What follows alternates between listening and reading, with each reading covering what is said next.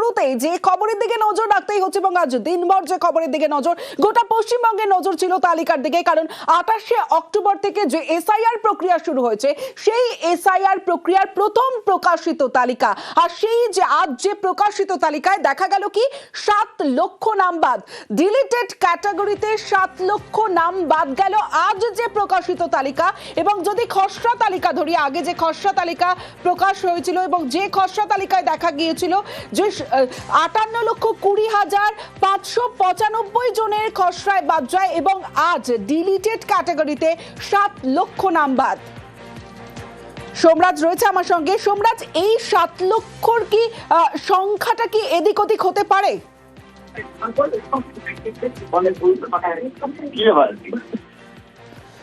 সোমরাজ শোনা যাচ্ছে? কথা বলবো সোমরাজের সঙ্গে, তার সঙ্গে আরো একবার জানাই, খসড়ায় আমরা দেখেছিলাম 58,20,595 জনের নাম বাদ গিয়েছিল এবং আজ যে প্রথম যে প্রকাশিত তালিকা, চূড়ান্ত তালিকা, এবং যে তালিকা আজ প্রকাশ হলো, এরপরে সাপ্লিমেন্টারি তালিকা প্রকাশ হবে ধাপে ধাপে, কিন্তু আজ যে প্রকাশিত তালিকা এসআইআর এর 4 মাসের মাথায় 28শে অক্টোবর, আজ 28শে ফেব্রুয়ারি, এবং প্রকাশিত যে তালিকা সেই তালিকায় 7 লক্ষ নাম বাদ, ডিলিটেড ক্যাটাগরিতে 7 লক্ষ নামবাদ এবং প্রায় 4,50,000 শুনানিতে অনুপস্থিত, যেমনটা আমরা জানতে পাচ্ছি। অন্যদিকে কলকাতাতেই যদি নজর রাখি, জেলার অন্যান্য দিকে তো অবশ্যই নজর থাকবে, কিন্তু শহর কলকাতার দিকে যদি নজর রাখি, গ্রাফিক্যালি আপনাদের দেখাবো 6 লক্ষের বেশি নামবাদ এবং উত্তর কলকাতায় 4,07,000 খসড়া এবং প্রথম তালিকায় বাদ। শুধু উত্তর কলকাতায় 4,07,000। উত্তর কলকাতার দিকে যদি আমরা নজর রাখছি, খসড়া এবং প্রথম তালিকা মিলিয়ে 4,07,000। দক্ষিণ কলকাতার দিকে যদি নজর রাখি, 2,19,207 জনের নাম বাদ রয়েছে, অর্থাৎ শুধু কলকাতাতেই 6 লক্ষের বেশি নাম বাদ। আমার সঙ্গে সোমরাজ রয়েছে, আরো আপডেট দেবে। সোমরাজ, দেখো, দুই কলকাতা মিলিয়ে 6 লক্ষেরও বেশি নাম ভোটারের বাদ পড়েছে, যার মধ্যে উত্তর কলকাতায় রয়েছে 4 লক্ষেরও বেশি এবং দক্ষিণ কলকাতায় রয়েছে 2 লক্ষেরও বেশি। উত্তর কলকাতাতে যে নাম বাদ পড়েছে দেখা যাচ্ছে, তার মধ্যে খসড়া তালিকা প্রকাশের পর নাম বাদ পড়েছিল 3,90,000-এরও বেশি ভোটারের, এবং আজকে যে তালিকা প্রকাশ হয়েছে ইতিমধ্যেই সেখানে দেখা যাচ্ছে ডিলিটেড সংখ্যায় রয়েছে 17,000 ভোটার। তেমনি দক্ষিণ কলকাতাতেও দেখা যাচ্ছে যে এর আগে যখন খসড়া তালিকা প্রকাশ করা হয়েছিল তখন নাম বাদ গিয়েছিল 2,16,000, আর আজকে ডিলিটেড হয়েছে 3,207। অর্থাৎ দক্ষিণ কলকাতায় মোট নাম বাদ পড়েছে 2,19,207। এবারে যদি দক্ষিণ কলকাতার তুমি ডিও অধীনে যে 4টি বিধানসভা রয়েছে, বিশেষ করে সেই 4টি বিধানসভার দিকে যদি নজরে রাখো, তাহলে দেখা যাচ্ছে প্রথমে রাসবিহারী বিধানসভায় খসড়া তালিকা প্রকাশের সময় নাম বাদ পড়েছিল 42,498, আর আজকে নাম ডিলিটেডের তালিকায় রয়েছে 1,050। অর্থাৎ রাসবিহারী বিধানসভায় নাম বাদ পড়েছে প্রায় 44,000-43,000-এর বেশি সংখ্যায়। ভবানীপুর বিধানসভা যদি তুমি নজর রাখো, ভবানীপুর বিধানসভায় এসআইআর এর আগে মোট ইলেক্টেড ছিল 2,06,295, এবং তারপরে খসড়া তালিকা যখন প্রকাশ হয়, সেই খসড়া তালিকা প্রকাশ হওয়ার পরে ভবানীপুর বিধানসভায় নাম বাদ যায় 44,770 জনের। অর্থাৎ সেক্ষেত্রে ভবানীপুর বিধানসভার ভোটার সংখ্যা দাঁড়ায় খসড়া তালিকা প্রকাশের পর 1,61,525। ভবানীপুর বিধানসভায় তারপর নাম বাদ গেল, অর্থাৎ ডিলিটেড হলো 2,324। ফলত ভবানীপুর বিধানসভার বর্তমান ভোটার 1,59,201। এর মধ্যে এই 1,59,201 এছাড়াও ভবানীপুর বিধানসভায় আন্ডার অ্যাডজুডিকেশন রয়েছে 14,154টি নথি। ভবানীপুর বিধানসভার সামগ্রিক বিশ্লেষণ এমনটাই। অন্যদিকে বালিগঞ্জ বিধানসভা, সঙ্গে থাকো সোমরাজ, আমি আসবো তোমার কাছে। 47,000 নাম বাদ পড়ে গিয়েছে। ওনার যে টার্গেট দিয়েছিলেন সেই টার্গেট ফুলফিল হয়েছে। শুভেন্দু অধিকারীকে অনুরোধ করবো, দয়া করে পালিয়ে যাবেন না। হিম্মত থাকলে যদি বাপের বেটা হয়ে থাকেন ভবানীপুরে দাঁড়ান। 1 লাখ ভোটে ভবানীপুরে আপনাকে হারিয়ে বাংলার মানুষ, কলকাতার মানুষ প্রমাণ করবে যে অসভ্যতাম কলকাতার মানুষের সাথে বাংলার মানুষের সাথে করেছেন, তার জবাব দেওয়ার জন্য মানুষ মুখিয়ে রয়েছে। মমতা ব্যানার্জি তার কনস্টিটুয়েন্সিতে 44,000 নাম বাদ, আর নন্দীগ্রামে 10,000। মানুষ কি বোকা? আপনি কি করে আশা করছেন যে সব মারোয়ারিরা বিজেপিকেই ভোট দেবে? প্রার্থীর নাম মমতা ব্যানার্জি, এটা ভুললে চলবে না। অর্থাৎ সব মিলিয়ে ভবানীপুরে বাদ 47,094 জনের নাম, কিন্তু ঠিক উল্টো ছবি বালিগঞ্জে। কেন এই কথা বলছি? কারণ বালিগঞ্জ বিধানসভায় বাড়লো ভোটার। কত ভোটার বাড়লো জানাবে সোমরাজ। দেখো, বালিগঞ্জ বিধানসভার যেটা দেখা গেল, বালিগঞ্জ বিধানসভায় 679 জনের নাম যুক্ত হয়েছে, যেখানে বালিগঞ্জ বিধানসভা একটা ব্যতিক্রমী বিধানসভা হিসাবেই যোগ দিল। তার কারণ বালিগঞ্জ বিধানসভায় যদি তুমি পর্যালোচনা করো তাহলে দেখা যাচ্ছে এসআইআর তালিকা প্রকাশের আগে বালিগঞ্জ বিধানসভার মোট ভোটার সংখ্যা ছিল 2,55,190। খসড়া তালিকা প্রকাশের পর সেই ভোটার সংখ্যা কমে দাঁড়ালো 1,90,025, কারণ 35,755টি নাম বাদ গেছিল।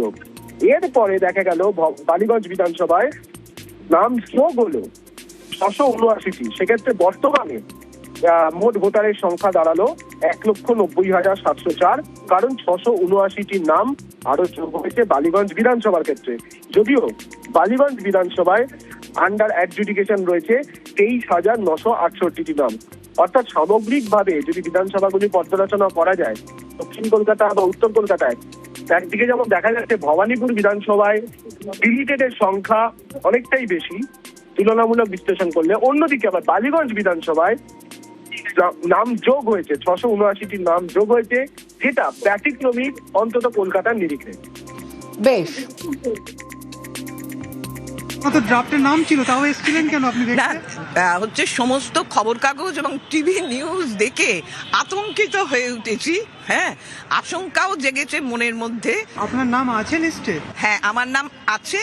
যে ভদ্রলোকরা ওখানে বসে আছেন আমাকে নিজেদের বড় মোবাইল থেকে আমাকে দেখিয়ে দিলেন যে আমার নাম রয়েছে। পরিস্থিতি যা হয়েছে, সুতরাং এখানে প্রত্যেকে আতঙ্কিত।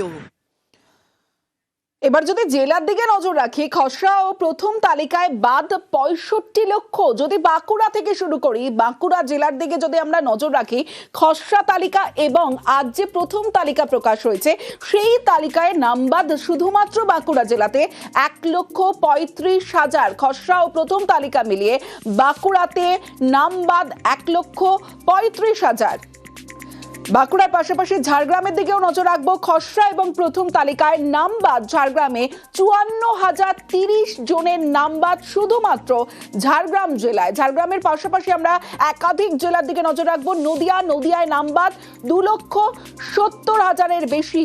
অর্থাৎ নদিয়াতে খসড়া তালিকা এবং প্রথম তালিকায় মিলিয়ে যে নামবাদ 2,70,000-এর বেশি মানুষের নামবাদ ভোটারের।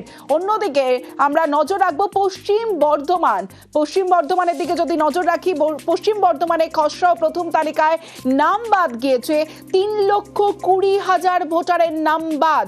হুগলির দিকেও নজর রাখবো। পশ্চিম বর্ধমানে 3,20,000 নামবাদ, পাশাপাশি হুগলি, সেখানে 3,34,185 জনের ভোটার, 185 জন ভোটারের নাম বাদ গিয়েছে খসড়া ও প্রথম তালিকা। হুগলিতে 3,34,185 জন ভোটারের নাম বাদ।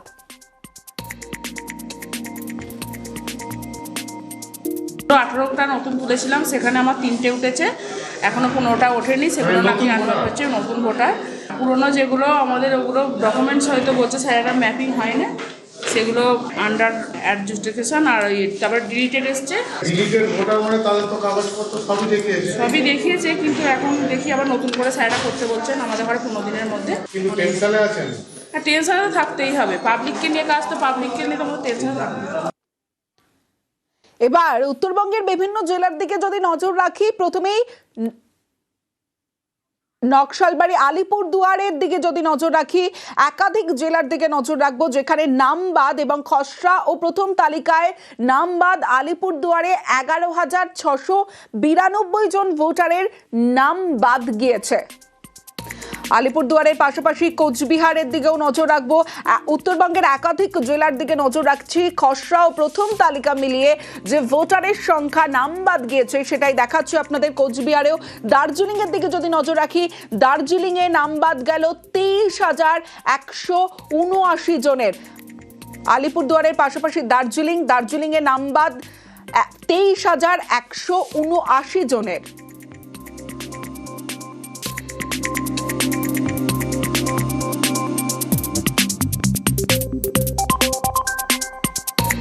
এসআইআরে বিধায়কের নাম বিচারাধীন। অ্যাডজুডিকেশনে আমডাঙ্গার বিধায়কের নাম, আমডাঙ্গার বিধায়ক রফিকুর রহমানের নাম বিচারাধীন। এসআইআরে বিধায়কের নাম বিচারাধীন, বিধায়কের নাম এবার বিচারাধীন। আমডাঙ্গার বিধায়ক রফিকুর রহমানের নাম বিচারাধীন।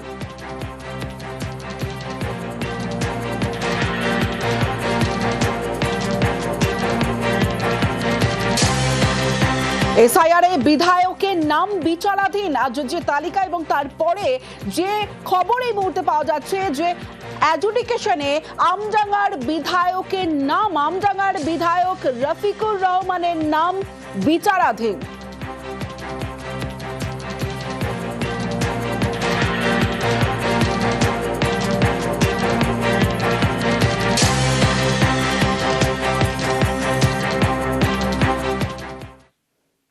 এবার বসিরহাটের খবরের দিকে নজর রাখতেই হবে, কারণ এসআইআর এর পর ভোটার তালিকায় ক্ষোভ, অ্যাডজুডিকেশনে খোদ বিএলওদের নাম। বসিরহাটে একাধিক ব্লকে ক্ষুব্ধ বিএলওরা। কি বক্তব্য বিএলওদের, কি বলছেন তারা, জানাবে অনুপম সাহা রয়েছে আমার সঙ্গে। অনুপম, দেখো, এই যে আজকে যে চূড়ান্ত যে তালিকা প্রকাশ হলো তারপরেই কিন্তু বিএলওদের মধ্যে একটা বৃহৎ বিএলওদের মধ্যে একটা ক্ষোভের বহিঃপ্রকাশ লক্ষ্য করা গেল। তার কারণ প্রচুর বিএলও এবং বিএলওদের পরিবারের নাম কিন্তু তালিকায় এসেছে। অ্যাডজুডিকেশন যে তালিকা সেখানে এসেছে বিচারাধীন তাদের নাম এবং তাদের পরিবারের নাম। এমনও বিএলও আছে যার বাবা সেন্ট্রাল গভর্নমেন্টের চাকরি করতো, তার বোন রাজ্যের পুলিশে চাকরি করে, তার তিনি নিজে একজন স্কুলের শিক্ষক, তার দাদা মেডিকেল কলেজের প্রফেসর, কিন্তু তাদের পুরো পরিবারের নাম এসেছে এই তালিকাতে।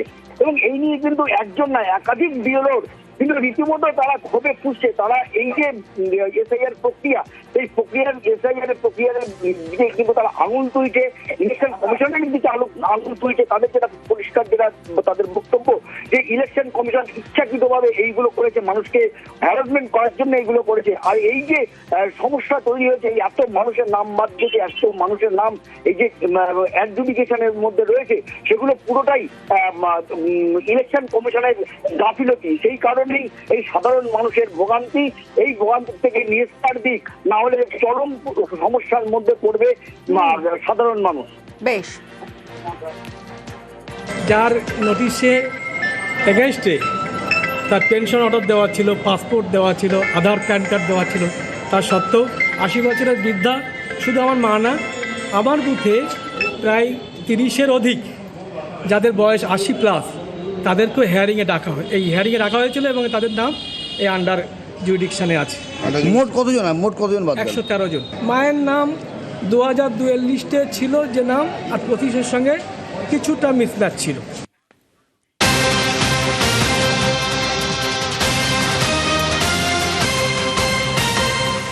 বসিরহাটের পাশাপাশি একই ছবি কাটোয়ায়। অ্যাডজুডিকেশন তালিকায় খোদ বিএলও। কাটোয়ায় অ্যাডজুডিকেশন স্ট্যাম্প 2 বিএলওর তথ্যে অসঙ্গতি থাকায় শুনানিতে ডাকা হয়। ভোটার তালিকায় নাম উঠে যাবে আশাবাদী বিএলওরা।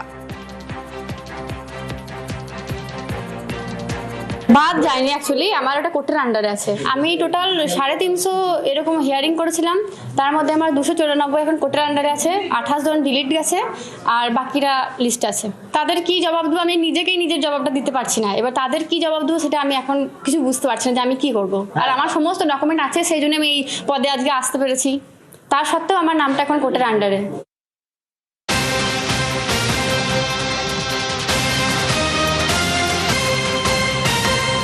বসিরহাট কাটোয়ার পর এবার রামপুরহাট। রামপুরহাটেও অ্যাডজুডিকেশন তালিকায় বিএলও। বকটুই গ্রামে বিএলও রাজ্জাক আলী বিচারাধীন।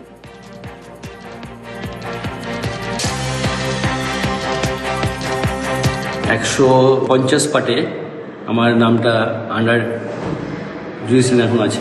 কেন, কারণ কি? আমি তো হিয়ারিংয়ে এসেছিলাম, হিয়ারিংয়ে ডকুমেন্ট সাবমিট করেছি, আমার মাধ্যমিকের সার্টিফিকেট থেকে আরম্ভ করে আমি পাসপোর্ট থেকে আরম্ভ করে সব কিছু দিয়েছি। হিয়ারিংয়ে তো আমার তো কোনো ডাকার কোনো কারণ আমি লজিক দেখতে পাইনি। লজিকে আমি না, নামের টাইমে আমার কোনো বানান কিছু ভুল নেই।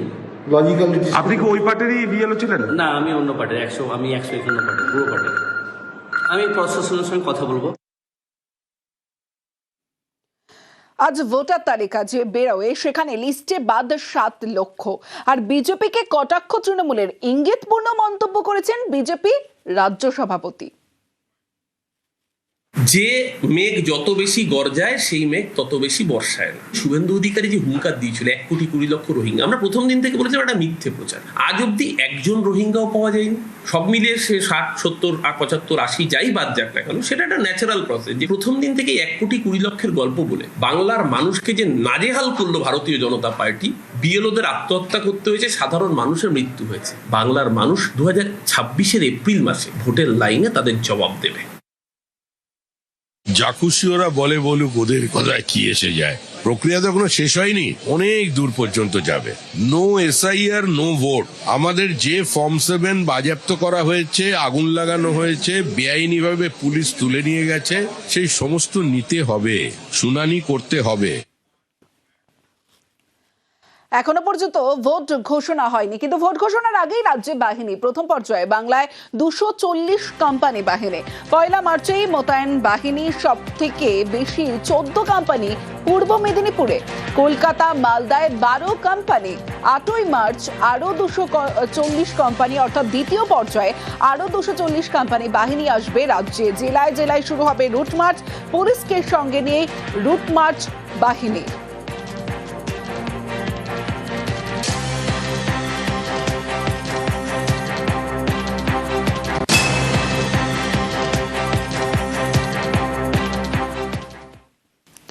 গতকাল থেকে রাজ্যে কেন্দ্রীয় বাহিনী রবিবার মোতায়েন হবে 240 কোম্পানি বাহিনী। আরো 240 কোম্পানি বাহিনী আসবে 8ই মার্চের মধ্যে। আর ভোটের বঙ্গে এ নিয়েই হাওয়া গরম।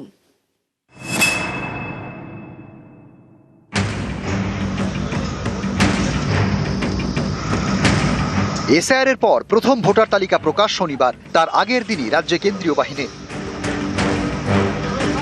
প্রথম পর্যায়ে রাজ্যে 240 কোম্পানি বাহিনী, তাদের মোতায়েন করা হবে 1 মার্চ থেকে।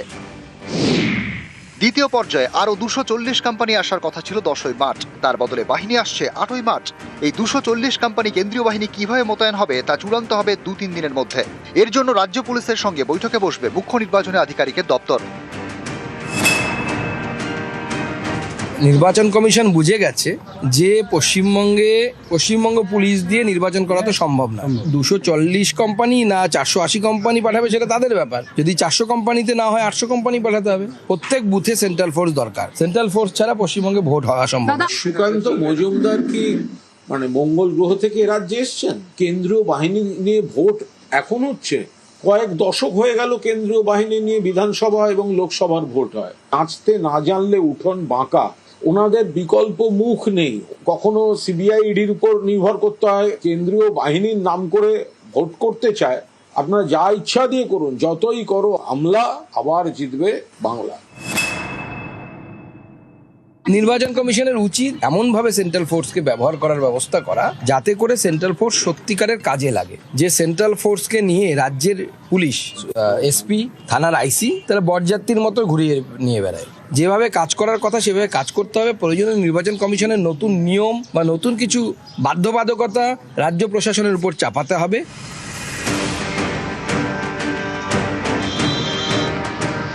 সুকান্ত মজুমদারকে জবাব দিয়েছেন রাজ্যের মুখ্য নির্বাচনী আধিকারিক। নিশ্চয়ই এসপি আন্ডার কাজ করতে হবে ভাই। SP how can you assume যেটা এসপি আছে ল অ্যান্ড অর্ডার কাজ করবে না? How can you assume that? SP যে আছে, এসপি তো দায়বদ্ধ আছে ল অ্যান্ড অর্ডার মেনটেন করার জন্য। এটা তো নেই কি কোথায় ল অ্যান্ড অর্ডার হবে ও সেন্ট্রাল বাহিনী ইউজ করবে না। SP is IPS officer, UPSC থেকে পাস করেছে। নিউজ 18 বাংলা।